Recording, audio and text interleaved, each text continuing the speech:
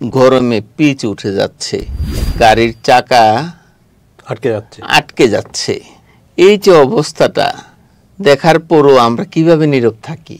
মানে সব জায়গায় অনিয়মের যে একটা চিত্র, এটা কিন্তু তার একটা উদাহরণকে একটা বড় প্রমাণ। সুপ্রিয় দর্শক মণ্ডলী, আমন্ত্রণ জানাচ্ছি মানব জমিনের নিয়মিত আয়োজন নিউজ এন্ড ভিউজ অনুষ্ঠানে। আপনাদের সঙ্গে আছি আমি লুৎফর রহমান। আলোচনার জন্য আছেন মানব জমিনের জয়েন্ট এডিটর শামীমুল হক। জনাব শামীমুল হক, আপনাকে আমন্ত্রণ জানাচ্ছি আলোচনায়। ধন্যবাদ আপনাকে। দর্শক, এই মুহূর্তে আলোচনায় বাংলাদেশ সহ দক্ষিণ এশিয়ার দেশগুলোতে তীব্র তাপপ্রবাহ বয়ে যাচ্ছে। এই তাপপ্রবাহের কারণে মানুষের জীবনযাত্রা অনেকটা কঠিন হয়ে পড়েছে। এই তাপপ্রবাহ হঠাৎ কেন এত তীব্র হলো, এই নিয়ে নানা আলোচনা হচ্ছে এবং সামনে এমন পরিস্থিতি আরও কঠিন হবে সেটা ধারণা করছেন আবহাওয়াবিদরা, এবং সেই পরিস্থিতি মোকাবেলার জন্য আমাদের কি করণীয়, এইসব বিষয় নিয়ে আজকে আমরা আলোচনা করব। আলোচনায় যাচ্ছি। সুন্দর একটি বিষয় নিয়ে আপনি কথা বলছেন। আমরা ইতিমধ্যেই জেনেছি গত ৭৬ বছরে এইরকম তাপ প্রবাহ বাংলাদেশে হয়নি, কিংবা এই অঞ্চলে হয়নি। এখন এটার কারণটা কি? আমরা কেন দিন দিন এই তাপ প্রবাহ এত উষ্ণ হচ্ছে? আপনি দেখেন, ওয়ালটন ফ্রিজ কিনে অনেকের মতো আপনিও হয়ে যেতে পারেন মিলেনিয়াল। সেরা পণ্যের সেরা অফার। আমাদের দেশে গ্রাম থেকে শহর যেখানেই যান না কেন, পরিকল্পিত কোনো কিছু কি হচ্ছে? নগরায়ন বলেন, গ্রাম বলেন, পুকুর ভরাট। এখন আপনি গ্রামে যাবেন, যে গ্রামে 10টা 20টা পুকুর ছিল, এখন গিয়া 1টা 2টা পুকুর খুঁজে পাওয়াই মুশকিল, সব ভরাট হয়ে গেছে। আপনার পরিবেশকে শান্ত রাখার জন্য গাছের প্রয়োজন, নির্বিচারে সেই গাছ কাটা হচ্ছে, পাহাড় কাটা হচ্ছে, নদী নাব্যতা হ্রাস পাচ্ছে, সেটাকে পরিকল্পিতভাবে সেই নাব্যতা ফিরিয়ে দেওয়া হচ্ছে না। সব কিছু মিলিয়ে আমরা এখন যে পরিস্থিতিতে আছি, এই পরিস্থিতি আমাদের দিন দিন কোথায় নিয়ে যায় সেটা এই মুহূর্তে বলা খুব মুশকিল। আন্দাজ করা যাচ্ছে যে দিন দিন আরো অবনতি হবে। এর জন্য প্রয়োজন আপনার পরিকল্পিত নগরায়ন। না, আলোচনায় যে বিষয়গুলো আছে, আপনার বৈশ্বিক উষ্ণায়নের একটা প্রভাব কিন্তু পড়েছে। আপনার দক্ষিণ এশিয়ার যে দেশগুলো, বাংলাদেশ, ভারত, পাকিস্তান, নেপাল, প্রায় প্রত্যেকটা দেশেই কিন্তু তাপমাত্রা বাড়ছে। তো এটা বলা হচ্ছে যে বৈশ্বিক উষ্ণতার কারণে শুধু যে এশিয়া তা না, আর আফ্রিকাতে অনেক দেশ এখন খরায় পড়ছে, ইউরোপে কিন্তু তাপদাহ অনেক জায়গায় আছে। তো সেটা হলো শিল্পায়নে বৈশ্বিক যে উষ্ণতা, সেটার কারণে মানে বৈশ্বিক তাপমাত্রাই বাড়ছে, সব জায়গায় বাড়ছে, তার প্রভাব বাংলাদেশেও পড়েছে। এখন অনেকে বলছেন যে বাংলাদেশ তো একটা নদী প্রধান দেশ, নদীমাতৃক দেশ, এবং আমাদের প্রকৃতিও কিন্তু সবুজ, গাছপালা, আমাদের মাটি উর্বর, এই কারণে ফসল উৎপাদন হয়, গাছপালা আছে। আমাদের আসলে এমন পরিস্থিতি হওয়ার কথা ছিল না যদি সবকিছু পরিকল্পিত থাকতো, আমরা যদি পরিবেশকে, প্রকৃতিকে রক্ষা করতে পারতাম। তো সেই জায়গায় সামনের দিনগুলোতে পরিস্থিতি যে খারাপ হবে, আপনি বলেছেন খারাপ হবে, এবং এটা স্বাভাবিক। কারণ হলো, যেহেতু সারা দুনিয়াতেই তাপমাত্রা বাড়ছে, আমাদের এখানে কিন্তু শিল্পায়ন হচ্ছে এবং সামনে আরও হবে। তো আপনার তাপমাত্রা কমে যাবে সেটা কোনোভাবেই মনে করার কারণ নেই। তো সেই জায়গায় আমরা সামনের দিনগুলোতে আমাদের প্রকৃতিকে, মানুষ, আমাদের প্রাণীকুলকে রক্ষা করতে হলে আসলে কি করণীয়, কি করতে হবে? সবার আগে যেটা দরকার, আপনাকে সঠিক পরিকল্পনা করতে হবে।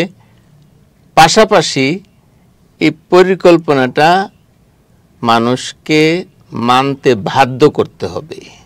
আপনাকে একটা কথা বলি, আপনি এখন যে কোনো গ্রামে যান, একেবারে প্রত্যন্ত অঞ্চলে ইট ভাটা ছেয়ে গেছে। ইট ভাটায় নিয়ম অনুযায়ী কয়লা পোড়ানোর কথা, সেখানে কাঠ ব্যবহার করা হচ্ছে। এই কাঠ আসছে কোত্থেকে? বন জঙ্গল পাহাড় কেটে, অর্থাৎ গাছ কেটে সাবার করে আপনি ইট ভাটায় দিচ্ছেন। এবং যেসব ইট ভাটায় এগুলা করা হচ্ছে, বেশিরভাগ ইট ভাটায় আপনার কোনো বৈধতা নেই, অবৈধভাবে হচ্ছে। আরেকটা বিষয় দেখেন, শহর অঞ্চলে আপনি কি কোথাও মাটি দেখতে পান যে তাপ শোষণ করবে? কংক্রিটের শহর হয়ে গেছে, তাপ শোষণ করার চেয়ে বরং তাপ আরো ছড়িয়ে দিচ্ছে, যে কারণে আজকে পরিবেশটাই চেঞ্জ হয়ে যাচ্ছে। আপনার সাথে একটু যুক্ত করতে চাই, আপনি যেটা বললেন ঢাকায়, রাজধানী সহ বড় শহরগুলোতে যে সমস্যা, সব কংক্রিটে ঢেকে গেছে। তো আমরা যেমন বৃষ্টির পানি শোষণ করতে পারেন না, মাটি নেই, পাশাপাশি সূর্যের আলো যে তাপ দেয় সেটাও শোষণ করার যে মাটি সেটাও নেই। সেই জন্য ঢাকা শহরে আপনার 39 ডিগ্রি তাপমাত্রা, সেলসিয়াস তাপমাত্রা আজকে। তো সেই জায়গায় দেখাচ্ছে মানে অনুভূত হচ্ছে 46 ডিগ্রি সেলসিয়াসের মতো। আপনার 4 ডিগ্রি বেশি মনে হচ্ছে, আপনার গায়ে যে পরিমাণ তাপ আছে তার চেয়ে বেশি 6 ডিগ্রি 5 ডিগ্রি অনুভূত হচ্ছে। এটার কারণ হলো আপনার সূর্যের আলোটা কনক্রিট ভবন এগুলো কাজ শোষণ করছে, সেটা আবার বাতাসে ছড়াচ্ছে, তখন এই আপনার তাপটা বেশি লাগছে। তো এই জায়গায় আসলে ঢাকা শহরকে বা ঢাকার মতো বড় শহরগুলোকে তাপমাত্রা নিয়ন্ত্রণে রাখা বা আমার পরিবেশটাকে নিয়ন্ত্রিত রাখা, সেই জায়গায় তো আমরা কোনো প্রকল্প বা সেই ধরনের কোনো বড় উদ্যোগ দেখি না। প্রকল্প তো নাই, বরং দেখেন বছরখানেক আগে এই যে দক্ষিণ সিটি কর্পোরেশনের ধানমন্ডিতে যে গাছগুলা কাটা হলো, এটা নিয়ে আন্দোলন হলো, জেলে পর্যন্ত গেল। গাছ কিন্তু কেটে সাবার করে ফেলা হয়েছে, কথা ছিল গাছ কাটা হবে না। আপনার একটু মজার তথ্য দিই, আমি কিছুদিন আগেও ঢাকার কয়েকটা সড়কে দেখেছি, মানে এখন প্রজেক্টটা আছে কিনা জানি না, গ্রিন সিটি নামে একটা প্রকল্প ছিল সিটি কর্পোরেশনের এবং স্থানীয় সরকার মন্ত্রণালয়ের। এই প্রকল্পের অধীনে আমরা দেখেছি বিভিন্ন সড়কে তারা ফুট ওভার ব্রিজ করেছে। ওই ফুট ওভার ব্রিজের উপরে আবার তারা ছোট ছোট চারা গাছ বা বিভিন্ন ছোট ছোট সৌন্দর্য বর্ধনের যে গাছগুলো তারা সেগুলা লাগিয়েছে। তো যেখানে গাছ লাগানোর কথা সেখানে ফুট ওভার ব্রিজ করে বা সৌন্দর্য বর্ধনের জন্য আপনার এই অর্কিড গাছ লাগিয়ে কি পরিবেশ রক্ষা করা যাবে, এরকম চিন্তাও তো আসলে কতটা যৌক্তিক? চিন্তাটা তো নাই। আপনি বলছেন যে যৌক্তিক আর অযৌক্তিকের কথা, আসলে যারা এটা নিয়ে ভাববেন তারা তো ভাবছেন না, তারা বরঞ্চ আপনার উষ্ণতা আরো ছড়িয়ে দিচ্ছেন। কারণ তারা যেখানে গাড়িতে এসি, বাড়িতে এসি, তারা ঠান্ডার মধ্যে থাকছেন, অফিসে এসি।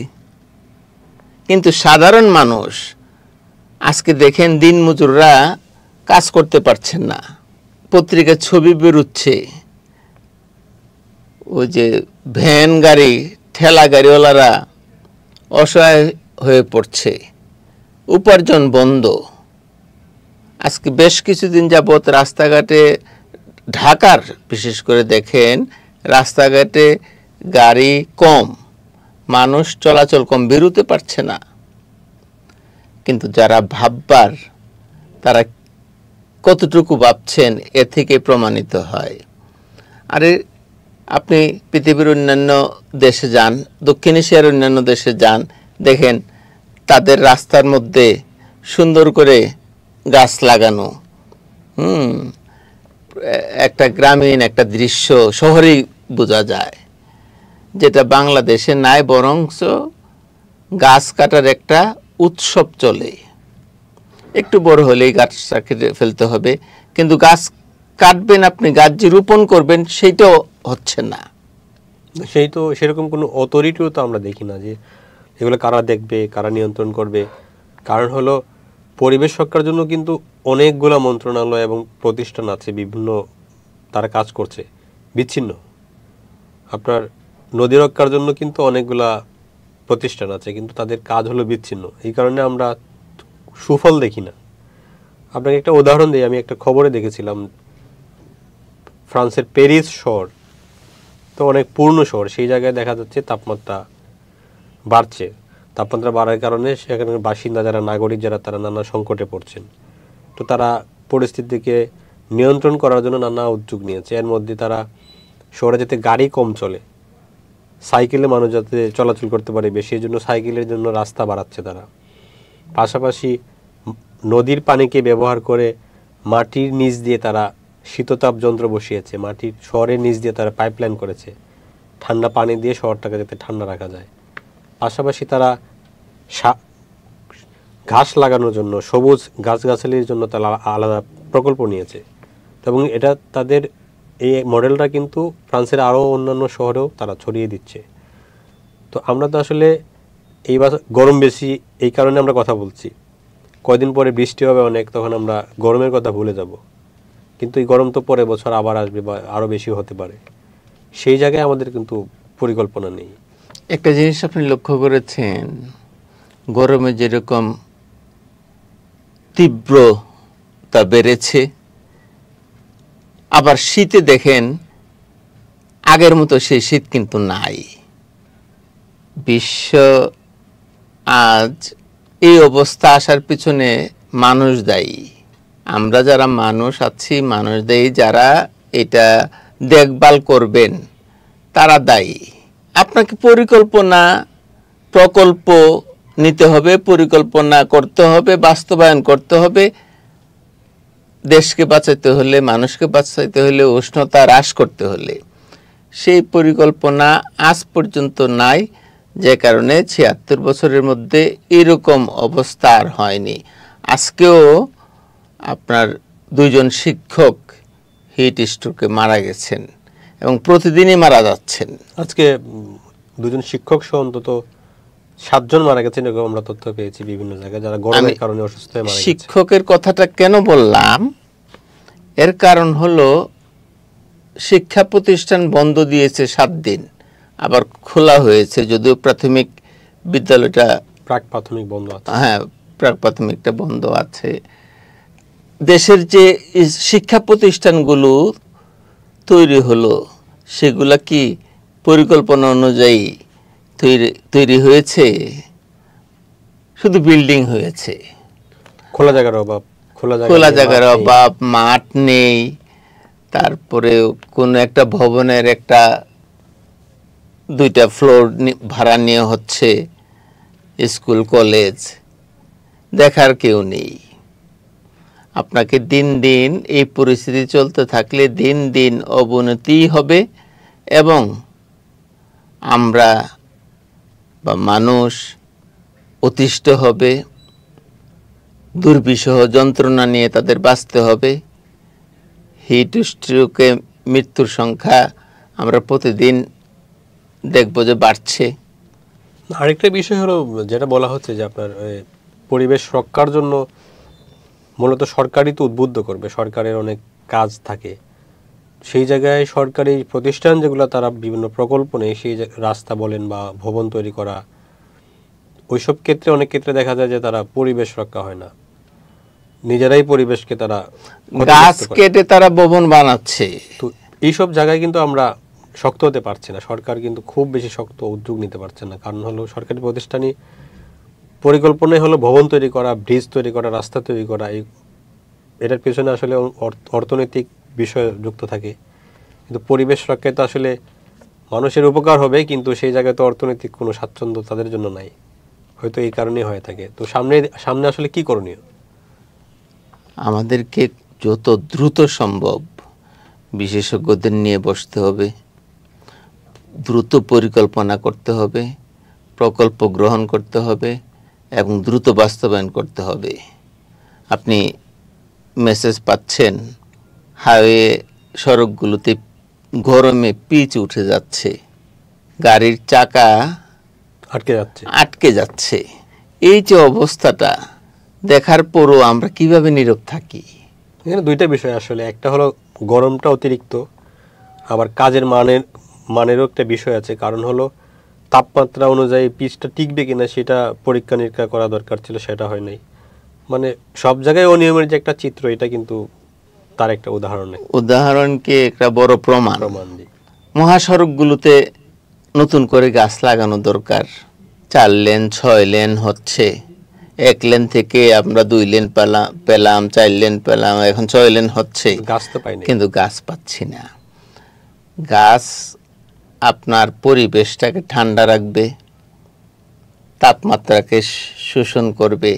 একটা উদাহরণ দেখেন আপনি, এই যে রমনা পার্কের এই রাস্তা দিয়ে যাওয়ার পরে যে বাতাসটা আসে, সেই বাতাসটা যখন শরীরে লাগে একটু ঠান্ডা অনুভূত হয়। এরপরেই গেলে আগুন আসে, অর্থাৎ বাতাসের সঙ্গে যেন আগুন শরীরে লাগছে। তো এতে বোঝা যাচ্ছে গাছ কতটুকু উপকার করে। নদীগুলো আজকে দখল হয়ে যাচ্ছে, ভরাট হয়ে যাচ্ছে। এই ভরাট হওয়ার কারণে আপনার এই মৌসুমে অনেক নদী হেঁটে পার হওয়া যাচ্ছে, নদীতে পানি নাই। এটাও একটা বৈশ্বিক বিষয় জায়গায় আছে। কারণ আমাদের এইবার আমরা যেটা দেখলাম, তাপমাত্রা কিন্তু উত্তরাঞ্চলের জেলাগুলোতে বেশি হচ্ছে, উত্তর দক্ষিণাঞ্চলের। তো এই জেলাগুলোতে কিন্তু আগে নদী ছিল, ভরপুর নদী ছিল, কিন্তু এখন অনেক নদী শুকিয়ে গেছে, নদী অনেকটা হারিয়ে গিয়েছে, আন্তর্দেশীয় নদী যেগুলা। আচ্ছা, নদী শুকিয়ে যাবে কেন? আপনি পরিকল্পনা কেন নিচ্ছেন না নদীতে পানি ধরে রাখার? নদীতে কেন নাব্যতা আপনার হ্রাস পাবে, ভরাট হয়ে যাবে? আপনি পরিকল্পনা অনুযায়ী সেটাকে আপনি কাজ করে নদীতে পানি ধরে রাখার ব্যবস্থা কেন করছেন না? তো একটা মন্ত্রণালয় আছে, পানি সম্পদ মন্ত্রণালয়, তাদের কি কাজ? তারা কি করছেন? পানি উন্নয়ন বোর্ড আছে, বোর্ড থাকার পরেও দেখা যাচ্ছে যে নদী ভেঙে যাচ্ছে, তাদের কোনো কাজ নাই। তো প্রতিষ্ঠান আছে, প্রতিষ্ঠান থাকবে, প্রতিষ্ঠান বাঁচবে, দেশ বাঁচবে না, মানুষ বাঁচবে না। আমরা আজকে এখানে শেষ করতে চাই, পরবর্তীতে অন্য কোনো বিষয় নিয়ে আলোচনা করব। দর্শক, আজ এ পর্যন্তই, দেখা হবে আগামী পর্বে।